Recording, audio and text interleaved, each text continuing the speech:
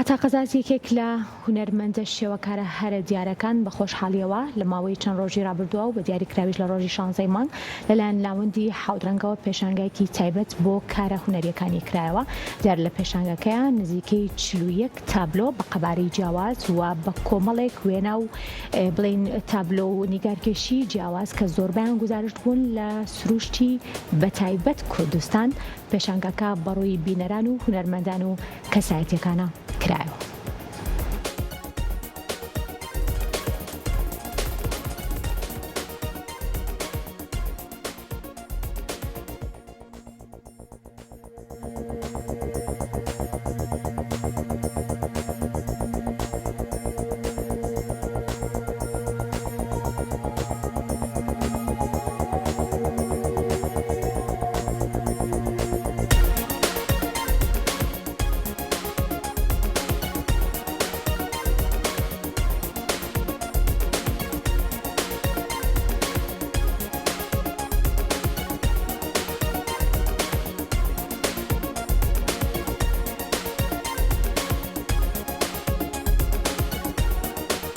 زۆر بەخێر بێن. وەڵام منە پێشانگەیە تامان هەموو ساڵی قەرارم مابوو کە لە بەریتانیا ئاژیم من 20 ساڵ 22 ساڵیش لە ئیتالیا بووم.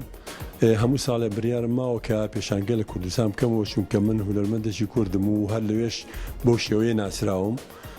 لەبەرەوە ئەو تابلۆیانم هێنایە و لەگەڵ خۆمە و ئەمە 2 ساڵە تقریبا ئەم جارەیان تاخیر بووم چکە ساڵانە من پێشانگەم مەکردەوە.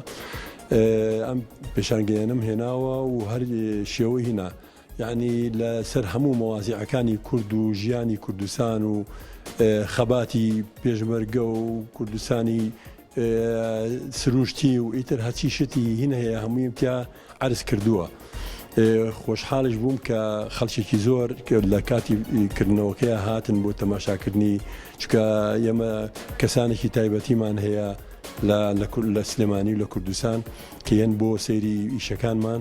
ئێمە لە پێناوی پێشکەوتن و ڕازاندنەوەی هونەری کوردیە ئەم کارە ئەکەین.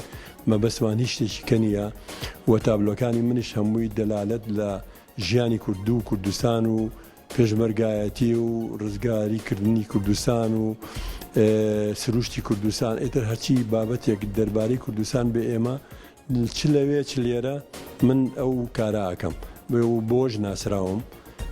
زۆر خۆشحاڵیش بووم سوپاسی ئەو هەموو بەڕێزاناکەم کە هاتن بۆ پێشانگاکە و بە چاوی خۆیان ئیشەکانی من ئەبینن و ساڵانەش قەرارمانەوە هەموو ساڵێک ئینشاڵڵا ئەم پێشانگایانە بکرێتەوە بۆ بەردەوامی ئیشەکانمان لەگەڵ خاکی کوردستان.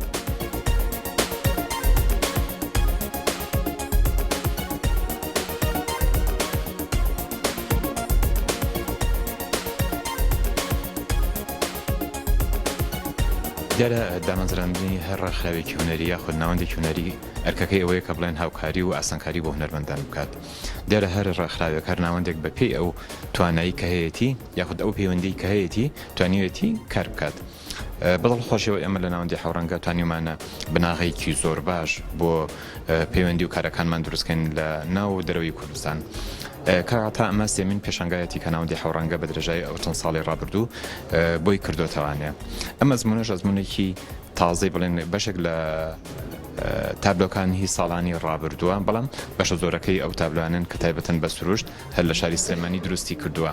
پێشانگاکە پێشانگایەکی بەڵێن تایبەت بە ژیانی کوردەواری واتەکاری واقعیە، ئەو ژیانەی کە بۆ خۆی لە ناو کوردستانە ژیاوە جارێکە لە ڕێی بەگراوەندی ئەندێشەی خۆیەوە جارێکە ڕنگ ڕێژی کردوتوانە و کردوتە تابلۆ بە ئەندازەی جیاواز. ناوەندی حەوڕەنگە شادمانە کە توانوێتی هاوکاری هونەرمەندێکی گەورەی وەکو عتاقەزاز بکەکێکێکە لە ناوە زۆر دیارەکانی هونەری شێوەکاری لە باشووری کوردستانە.